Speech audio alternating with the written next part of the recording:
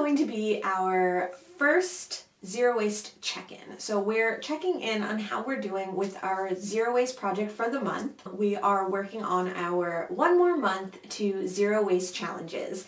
And the first month is to perform a trash audit. So this is to look at all the trash that you're throwing away, to separate it, and to analyze where you can be improving your waste consumption. Wasting less and consuming less and making less waste. Right? That makes sense. Okay, I wanted to check in because it is now headed towards the end of January, which is the first month that we are testing this out. You can do this project at any time in any month, but we gave ourselves 2 weeks to really look at our trash and see where our trash was accumulating. Are we recycling everything that we could be recycling? Are we using specific plastic items that we could get in glass? Are we able to maybe cut down or cut back or cut out on something? For instance, plastic water bottles. Could we be using a refillable water bottle instead of generating all the waste from plastic water bottles?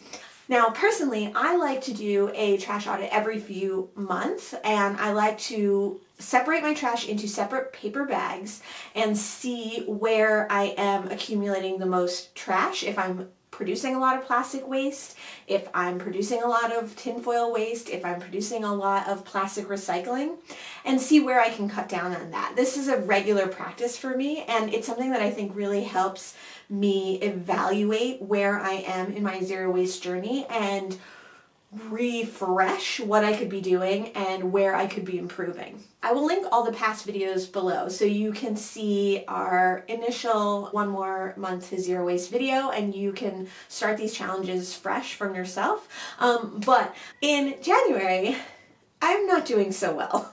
I had my normal plan to have several different trash cans, trash paper bags, and I was planning on separating all my cat waste and all my plastic waste, all my landfill waste, and see what I was producing as far as actual trash, because I really want to get in the habit of putting my cat waste in one particular spot and making a cat manure pile. There's a lot that goes into that, and we can talk about it another time. We just kept using one trash bag for everything. So cat waste and landfill waste went into one trash bag. Plastic that can't be recycled went into the same trash bag. So I wasn't really able to separate my different areas of waste and see exactly how much I was making. But this challenge did make me more mindful of paying attention to where the trash was and how it was building up. And one of the things that I noticed is that, yes, we do have a lot of cat waste, and that is something that we are going to have to figure out a system for if we want to make cat manure. Cat poop. The next thing that kind of failing this challenge really showed me was I was mindfully thinking about the trash we were generating, and throughout the 2 weeks I still was planning on continuing this challenge. So every time I started to throw things away, I was like, oh, I should have made a new area for this. And what I really realized was that my trash accumulated a lot faster than it normally does, and that I hope that it does. My general hope is a normal paper shopping bag gets filled up about every 3 weeks, and that is our trash output. That's kind of our peak of the least amount of trash that we have created. And in these 2 weeks, we filled up 2 bags. So obviously there is something going on in my household where we are generating a lot more trash than we normally do and that we have become accustomed to. So it's definitely time to rein in the trash consumption and the trash production. One of the ways to do that definitely is going to be separating the cat waste. We have been generating a lot more cat waste, and I think taking that out of our landfill trash will definitely reduce the trash that's headed to the landfill, which is great. Another thing that I've noticed is that we have been generating a lot of tinfoil waste. What I do with our tinfoil waste is I reuse it. So if we get a burrito wrapped in tinfoil, I then reuse that tinfoil several times. I wash it and I dry it and I will use it again. Maybe it was just the way that the tinfoil fairy fell, we ended up throwing away a lot of tinfoil. I see that there's definitely some issues with our takeout consumption and getting food from other people and not eating food at home. So that is something that this challenge has really showed me. I'm pleased to say that the other observation that I made was that I'm generating a lot less plastic trash than I thought I might be. Definitely some plastic film is going in the plastic film recycling. Definitely some plastic containers are going into the plastic recycling, and I try to avoid that as much as possible, but not as much as I had thought there would be is going into like landfill trash. There are some items, luckily, even though we're generating more waste than we normally do already in 2021, not a lot of that is plastic waste. That's a bonus. I had intended in this challenge to separate my recycling as well, because one of the things that we produce a lot of is aluminum recycling. So I really wanted to separate my aluminum recycling and see how much aluminum recycling we were generating. We generate a lot because we drink a lot of seltzer in cans, which is easily recyclable, so I don't feel too terrible about that.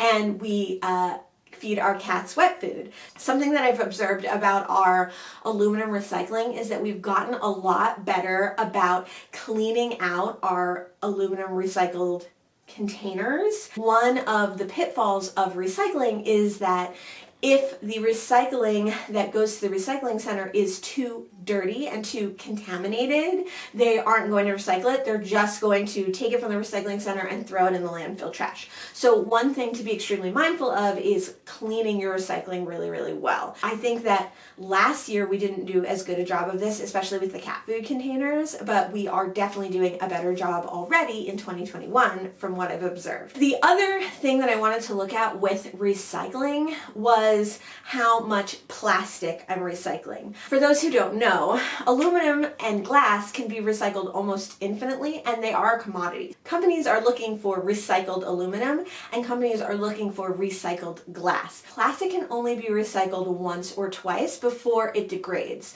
Not to mention that most of our plastic recycling doesn't get recycled because either it's too contaminated or the facilities that exist in your area aren't able to accommodate all the plastic recycling that happens. So that plastic recycling is sent to third world countries where oftentimes they're not able to accommodate the vast amount of plastic recycling that they're getting from the US. Better than recycling plastic is not using plastic at all. Of course, there are some things that you have to use. And there's choices that you have to make with zero waste, what you're going to waste and what you're going to use. So for instance, our friends had a container of sour cream that they weren't going to eat, and they asked if we wanted it. And of course we took it because we would rather save the food waste than that just getting thrown away, even though it was in a plastic container. That plastic container, we ate the sour cream and we washed out the plastic container and we recycled it. In this zero waste challenge, I was looking at my recycling to see how much plastic we're sending to recycling, and it's really a very small amount, so I was happy about that as well. We maybe only send 3 to 4 plastic containers to recycling each month, which I think is a good number. That's like, sometimes we'll get sour cream. My husband's peanut butter that he enjoys comes in plastic, and that's the only way to get it. I don't know if I'll be able to cut it out, but I would love to reduce the amount of bread bags that we generate, and therefore the amount of plastic film that we are recycling. So there are concessions that we make. Obviously, no one's perfect. Although it didn't go the way that I was planning, I think this trash audit was extremely illuminating for me, and I do see where I can change the waste consumption. I can create a manure out of some of our waste instead of sending it to landfill, and I can attempt to change some of the items that we purchase so that not so much waste is going to recycling or landfill. How did you do on your trash audit? Did you write everything down that you threw away, or did you separate your items? Or like me, did you not do any of those things, but just having this challenge in the back of your mind maybe made you a little bit more mindful of the trash that you were throwing away?